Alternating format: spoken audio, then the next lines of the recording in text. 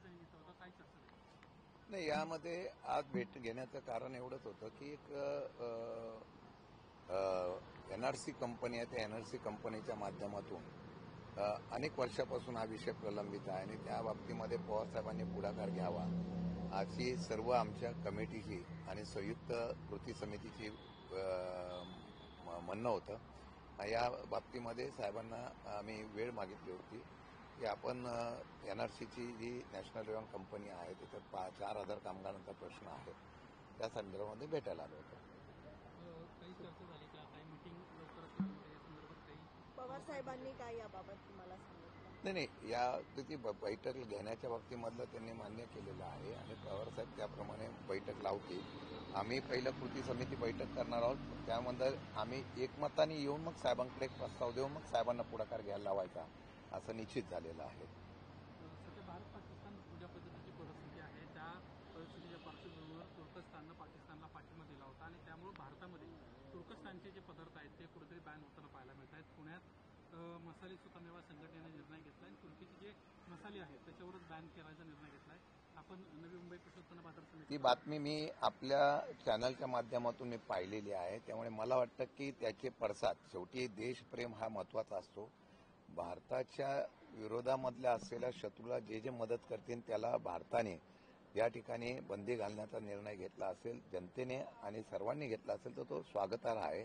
आपली ताकद काय, आज तुम्हाला सांगतो, तुर्कीला जर पर्यटक जायला लागले नाहीत त्यामुळे इतकं त्या ठिकाणच्या असलेल्या पर्यटनाच्या माध्यमातून उत्पन्नावर परिणाम झालेला आहे आणि तुर्कीने ज्या पद्धतीने पाठिंबा पाकिस्तानला दिला त्याचे पडसाद पुण्याला उमटले असतील आणि त्यांना सुद्धा पाकमधून जर धमकी येत असेल तर मला वाटतं की आता सगळीकडे त्याचा विचार करावा आणि मला वाटतं की त्याचे पडसाद बाजार समिती मुंबईला सुद्धा उमटतील अशी शक्यता आहे. मला वाटतं व्यापाऱ्यांशी चर्चा करून आम्ही त्याचा निर्णय घेऊ.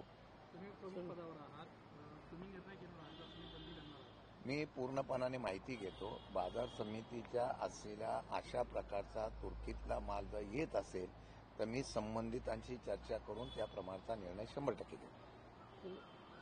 संजय राऊतांचं सध्या पुस्तक प्रचंड गाजत आहे. संजय राऊतांना शरद पवारांनी कशा पद्धतीनं नरेंद्र मोदी, अमित शहा यांना त्यांच्या काळामध्ये मदत केली होती याचे दाखले दिलेले आहेत. परंतु त्याच नरेंद्र मोदी आणि अमित शहा यांना नंतरच्या काळात शरद पवारांचा पक्ष, उद्धव ठाकरेंचा पक्ष कसा फोडला हे देखील संजय राऊतांना म्हटलं. हा जो तो ज्याचा प्रश्न असतो. सत्ता टिकवण्यासाठी कोण कशा पद्धतीने राजकारण करते याला मी महत्व देत नाही. पण पवार साहेबांच्या बाबतीमध्ये मी तुम्हाला एक अनुभवाने सांगतो किंवा माझ्यापेक्षा आपल्याला सुद्धा माहिती आहे, पवार साहेब ते कधी माझ्या माहितीप्रमाणे, कोण काय बोलतो याला मला महत्व नाही, पण सुडाचं राजकारण त्यांनी कधी केलं नाही. त्यांनी नेहमी केंद्र असो, राज्य असो, इतर राज्यात ते कोण प्रमुख असेल किंवा पक्षाचे प्रमुख असेल त्यांच्या बाबतीमध्ये आपुलकीची भावना निर्माण करून ठेवलेली होती. आपुलकीने वागत होते.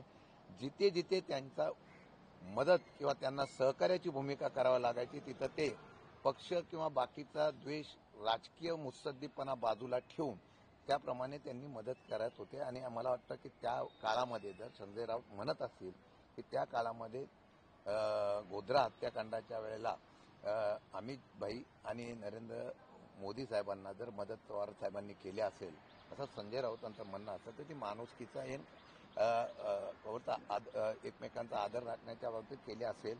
मला वाटतं की हीच खरी पवार साहेबांची ओळख आहे. म्हणून सर्व पक्षामध्ये पवार साहेबांचं एक आपलेपणाचं आणि वेगळं नातं आहे हे त्यावरून सिद्ध होतं.